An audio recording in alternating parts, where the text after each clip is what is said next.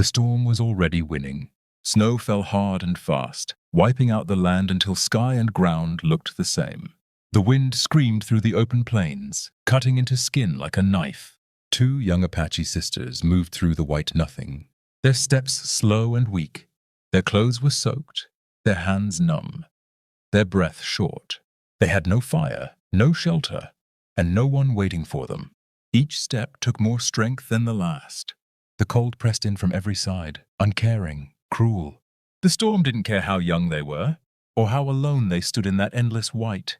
The sisters leaned on each other, shivering, not just from the cold, but from the weight of their lives. Both had lost their husbands, and long before that, their parents and everyone who might have cared for them. No tribe watched over them. No friend would step forward. People avoided them, whispers following wherever they went, jealous of their youth and beauty, instead of offering help. What should have been a gift felt like a curse. Alone in the snow, with the wind pressing in from all sides, they felt the full weight of being unprotected, unwanted, and utterly on their own.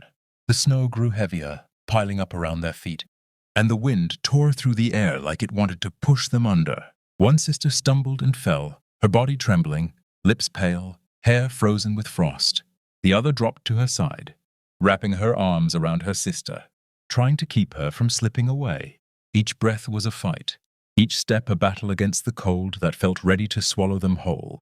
They could feel the edge of death pressing close, and yet, holding each other tight, they refused to let go. They had only each other left. Through the swirling snow, a lone figure moved steadily across the frozen land.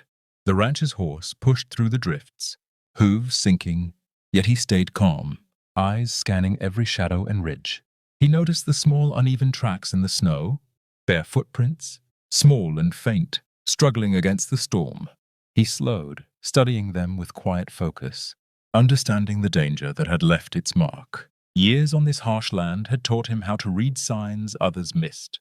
He didn't shout, he didn't call out. He simply followed, letting the tracks guide him, knowing someone needed help. He found them huddled together, faces pale and frozen, barely moving under the weight of the storm. One sister's chest rose slowly, shallow breaths barely reaching her lips. Without a word, the rancher pulled off his thick coat and wrapped it around them, shielding them from the biting wind. He lifted the weaker sister into his arms, steady and careful, then helped the other onto the horse behind him. Every step through the deep snow was a struggle, each gust threatening to knock them over. He built a small fire when they stopped, letting its warmth touch their frozen skin. He risked his own safety for theirs, moving through the storm with nothing but quiet determination and care.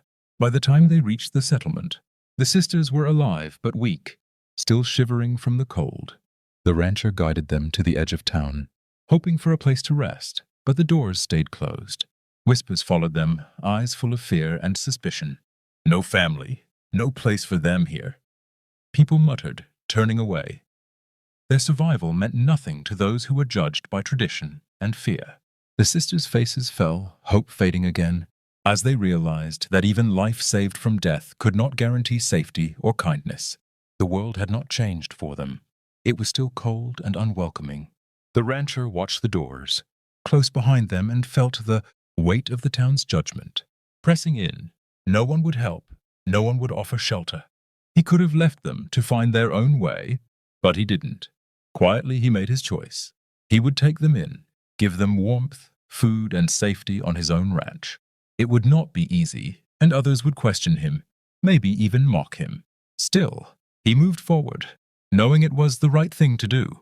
He didn't save them to abandon them. He didn't need thanks, only to do what had to be done. Days passed, and the storm became a memory, though its chill lingered in the sisters' bones. Slowly, they regained their strength, learning to trust the rancher who never asked for anything in return. The fear that had gripped them melted into quiet moments of safety by the fire or in the fields. Silence, once heavy and tense, became comfortable, a sign that they were no longer alone or in danger. Respect grew between them and the rancher, unspoken but strong, like roots taking hold in frozen soil. For the first time in a long while, they felt they belonged somewhere. The storm would be remembered, not just for the cold and fear, but for the moment lives changed. The rancher had gained more than visitors. He had gained a family. The sisters had found safety, dignity, and a place to call home. What had begun as survival became something deeper, shaped by care and quiet courage. Sometimes the smallest acts of kindness can turn a life around. Sometimes surviving begins with just one person who refuses to walk away.